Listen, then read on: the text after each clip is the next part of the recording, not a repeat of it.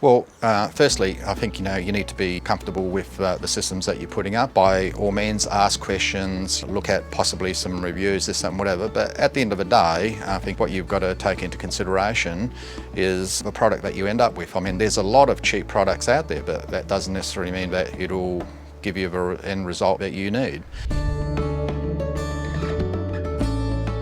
It's no good going just on price alone, because if you do, you could end up with a situation later on that when you do look for maybe warranty issues, or when you do look to have further extensions done or whatever, you might find that the people aren't around.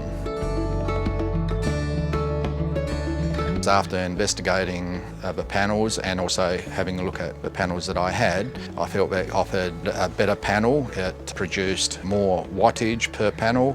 It also offered a much better warranty, and I think it was a more reliable warranty. There's some question marks on some of the warranties that are out in the marketplace, yes.